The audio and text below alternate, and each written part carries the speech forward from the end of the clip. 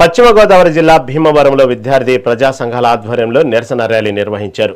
నీటి లీకేజీపై కేంద్ర ప్రభుత్వం నైతిక బాధ్యత వహించాలని ఎస్ఎఫ్ఐ, ఏఎస్ఎఫ్, ఐఎస్ఎఫ్ నాయకులు డిమాండ్ చేశారు.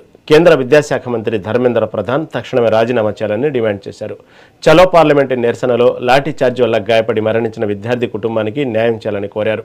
ఈ విషయంలో భారత రాష్ట్రపతి జోక్యం చేసుకుని చర్యలు తీసుకోవాలని విద్యార్థి సంఘాల నేతలు కోరారు.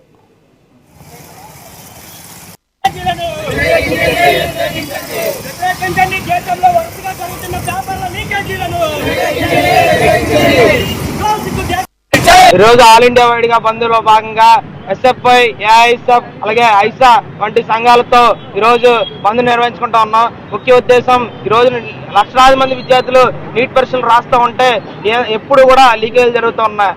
నరేంద్ర మోడీ గారు కూడా 1987లో కూడా ఇదే విద్యా సంఘంలో ఆయన పనిచేసినప్పుడు, వేరే విద్యా సంఘాల్లో పనిచేసినప్పుడు ఆయన కూడా నీట్ పేపర్ లీకేజ్ అయినప్పుడు మరి ఎన్నో లాఠీ దెబ్బలు, తోటాల దెబ్బలు తిన్నప్పుడు అప్పుడు దేశం ద్రోహులను రానప్పుడు ఇప్పుడు ఎందుకు వస్తుందో ఈ సందర్భంగా తెలియజేసుకుంటా. అక్కడ ఉన్నటువంటి జంతర్ మంతర్లో మా విద్యార్థి సంఘాల పట్ల లాఠీలు, తోటాలతో భయపడేదే లేదు, ఎంత ఉద్యమిస్తామని ఈ సందర్భంగా తెలియజేసుకుంటున్నా. రెండోది, ఈరోజు మీరు ఆలోచించండి, ప్రతిసారి ఇదే జరుగుతుంది.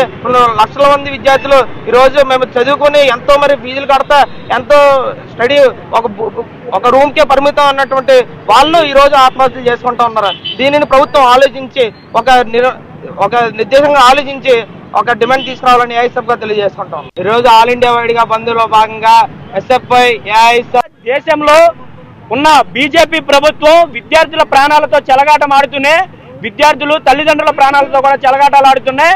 22 మంది విద్యార్థులు చనిపోయినా సరే ఈ ప్రభుత్వం స్పందించకుండా ఈ రోజు నిన్న అర్ధరాత్రి మోడీ గారు మేము ఫాస్ట్ ట్రాక్ కోర్టులు పెడుతున్నాం, అధికారులను సస్పెండ్ చేస్తున్నాం, ట్రాన్స్ఫర్ చేస్తున్నాం అని చెప్తున్నారు. గత 2 నెలలుగా మీ కళ్యాణం మూసుకుపోయినాయి అని ఈరోజు మేము అడుగుతున్నాం.